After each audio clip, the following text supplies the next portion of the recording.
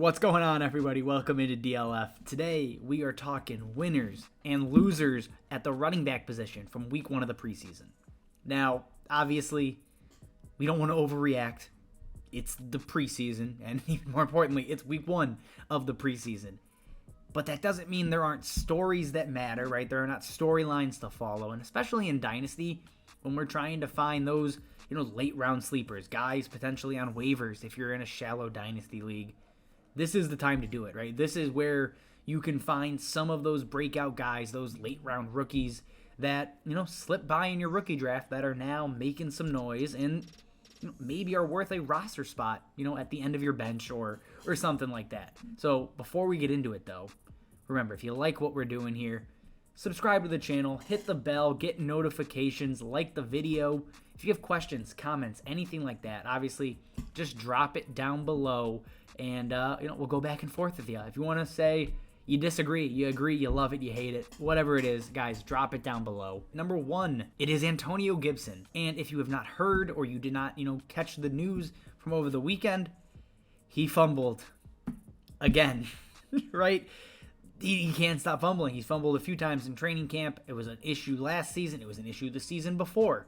And it's a main reason Brian Robinson was drafted as a day 2 pick in the 2022 NFL draft. Now, this wouldn't be important or really matter if there was not a direct repercussion to him fumbling. He fumbled and then was pulled from the game and replaced with Brian Robinson.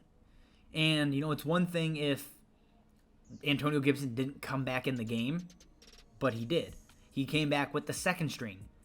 And that's the concern, right? Obviously, Ron Rivera was already kind of fed up with the fumbles.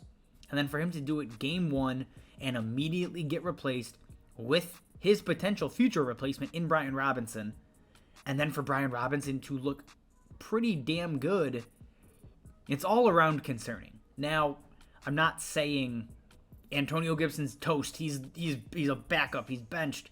No, that's not what's happening here. He's still going to be the starter, but it may be a bit more of a 3-man committee than a lot of us are hoping, because we know Antonio Gibson is hyper talented. But if coaches don't trust him, specifically in high leverage situations, be it third down, inside the 20, at the 1-yard line, that can be a concern for long-term value. And again, Brian Robinson looked good. He converted his attempt at the 1-yard line into a touchdown. He caught his 2 targets. He showed out and basically showed he's capable of being a starting running back. And again, it's preseason and who knows what kind of starters are out there, whatever. But Brian Robinson looked good, and that's the takeaway. And Antonio Gibson didn't. 4 carries, 2 yards, caught a pass for 5 yards, he fumbled. The whole situation just kind of reeks. If it's obviously in Dynasty, not if, we're talking Dynasty, he's going to slip down rankings. He has to at this point. So I get the concern in redraft. In Dynasty, I still think he has several years of value. I still think he's probably a low-end RB2, but it's just a bummer because it doesn't look as if he's going to get to that peak, right, that we all potentially thought, right? Some people had him ranked as high as RB4 or 5 in Dynasty, heading into last season or something similar. So it's just all around concerning, something to keep an eye on. He's not dead by any stretch of the imagination, but there are starting to be some cracks that you have to be aware of as an owner. Jumping to our next player here, it is Dameon Pierce, and obviously he's a winner, right? I mean, he looked fantastic. Again, it's important to note, this is after all the starters were pulled and he came in with the backups and was playing against backups. That matters. But 5 carries for 49 yards, the only running back on the team, significantly over 2 yards a carry. Basically, he was the most explosive and, looked to be the quickest running back on the field. And even when you look at PFF, and again, taking preseason grades as the gospel is a terrible idea, but he was the highest rated running back from the week 1 of the preseason, right? He came in with a grade over 90. He looked really damn good. And I'm not a big Dameon Pierce guy by any stretch of the imagination. I'm not changing my Dynasty rankings because he looked good against backups. If you look at the usage, he's still clearly behind Marlon Mack. Maybe that doesn't hold up, but it looks as if this is guaranteed to be a committee.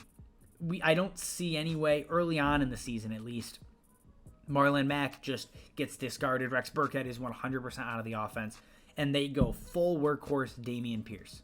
Because again, if you remember his college profile, he was never a workhorse. There's no reason to expect it all of a sudden week 1 he's, running Najee Harris type volume. It's just not going to happen. But for a guy that people were able to take middle of the second, hopefully he didn't reach into the first like some, he has a path to volume. He has juice. He, showed a little bit of electricity, if you want to call it that, some wiggle. Those are good things. These are the things you want to see in his first NFL action. And moving to our next guy here, our next winner, it is Josh Jacobs. And it's not often you can say, well, the guy didn't play, how is he a winner? Well, Josh Jacobs played in the Hall of Fame game, one of the few starters that actually did. And if you were on Twitter, speculation ran wild, right? It's an open job. He's getting traded. All these other things were just flying around. No, Josh Jacobs did not play this week, along with the rest of the starters. The running back everybody loves now, Zamir White, did play. So clearly Josh Jacobs is ahead of him, right? Amir Abdullah even got time for rest.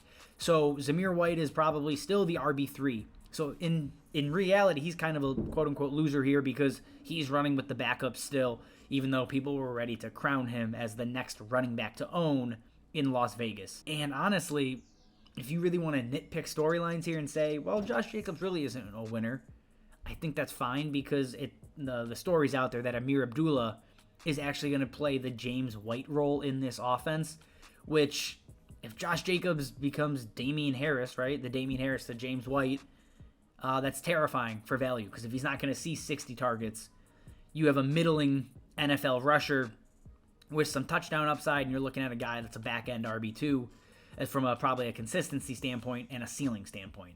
So if Amir Abdullah does take that James White role, one, he's a good deep stash in Dynasty because, we know that role carries value. We've seen James White, before retiring here, become extremely effective for a very long time. And if that's the role Amir Abdullah takes, maybe he becomes the back to own. It's weird to say, and I don't really believe it, but there's a path there, and maybe Josh Jacobs kind of falls back and becomes the touchdown-dependent RB that he was the first couple of seasons in the NFL. So just, again, storylines to watch.